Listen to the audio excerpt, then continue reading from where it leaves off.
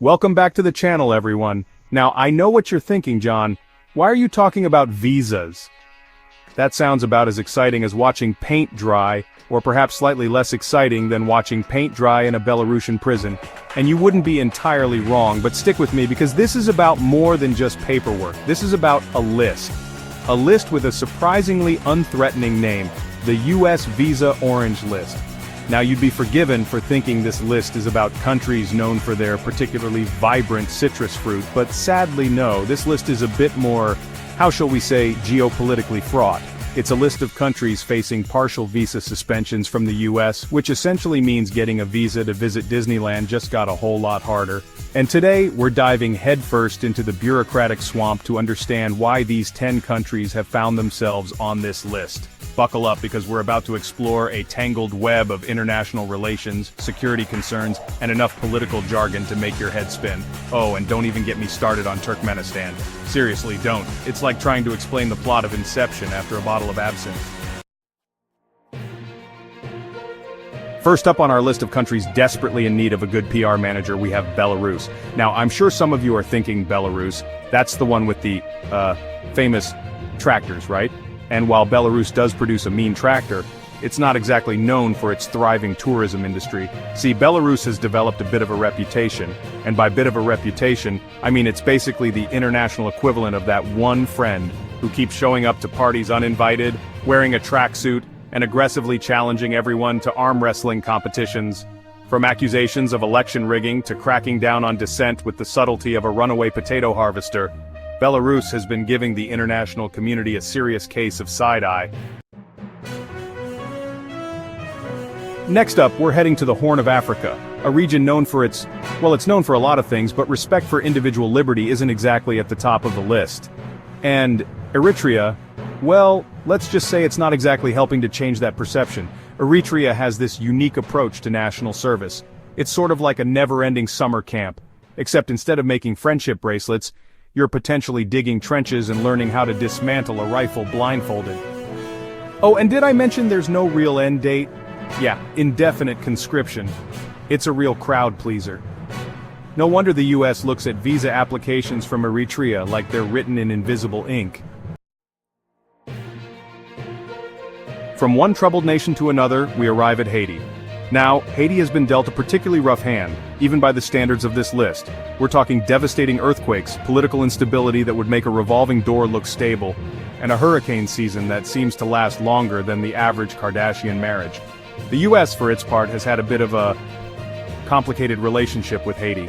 It's a bit like that friend who keeps borrowing money, promising to pay you back, then accidentally sets your prize-winning begonia on fire.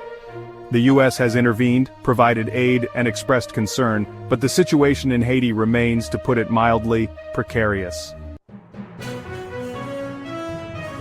Laos, from secret wars to visa scrutiny? Moving on, we find ourselves in Laos, a landlocked country in Southeast Asia that's perhaps best known for its stunning landscapes and its complicated history with the United States. You see, back in the good old days of the Vietnam War, the US may have, and I'm just speculating here, dropped a few bombs on Laos. A lot of bombs, like enough bombs to make a Michael Bay film look like a silent meditation retreat. Now, you might think that after secretly carpet bombing a country, relations might be a tad frosty. And you'd be right. But while things have thawed a bit since the 70s, the legacy of those bombs, both literally and figuratively, still lingers. Myanmar coup, crackdowns, and visa complications. Myanmar, or Burma, depending on who you ask. A country with a rich history, beautiful scenery, and a military junta that makes Machiavelli look like a hippie peace activist. In 2021, the military decided to stage a coup because apparently democracy was getting a bit too mainstream for their liking. The international community, in a rare moment of unity, responded with the diplomatic equivalent of a collective eye roll. Sanctions were imposed, statements were issued, and Myanmar found itself right back on the naughty list. And by naughty list, I mean the US Visa Orange List, which, let's be honest, is probably less fun than being on Santa's naughty list.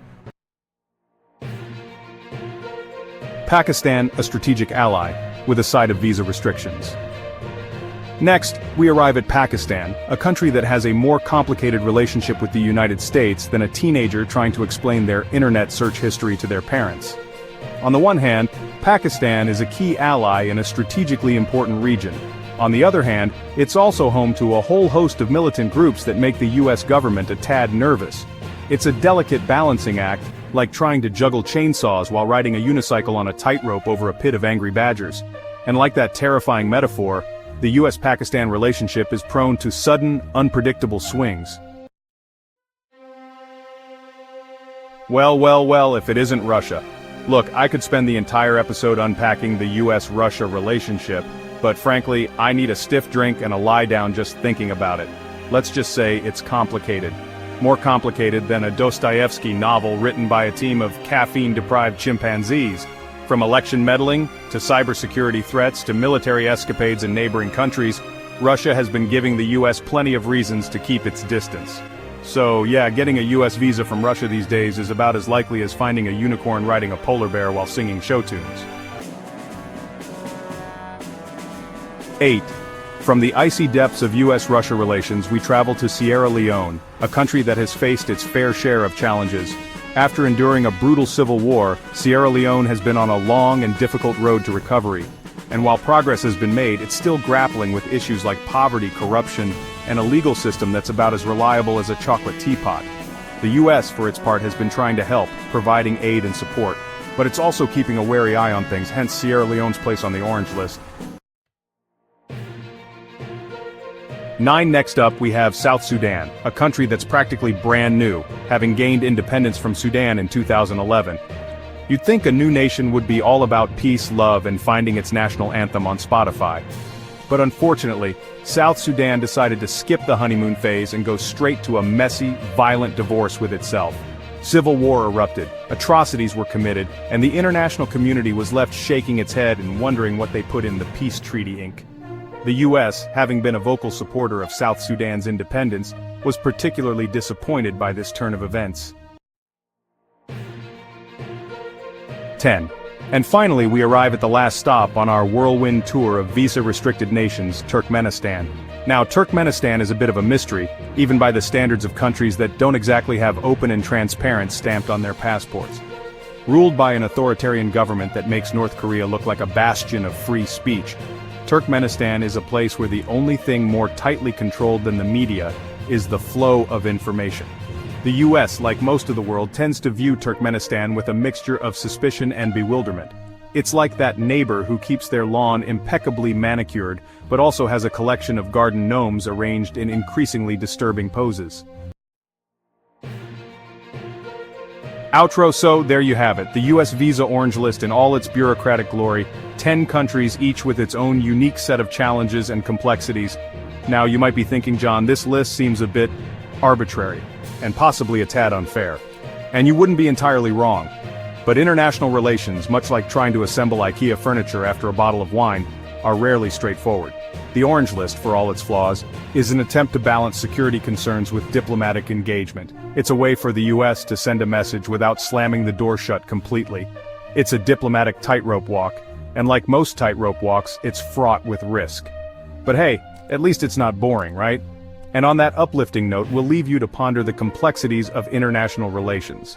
These countries have been placed on the orange list due to a combination of security concerns, political instability, human rights issues, and strained diplomatic relations with the United States. The partial visa suspensions aim to mitigate potential risks while encouraging these nations to address the identified concerns. If you found this information helpful, please consider liking this video, subscribing to our channel for more updates on international policies, and following us on our social media platforms for real-time news and discussions. Your engagement helps us bring more insightful content to you.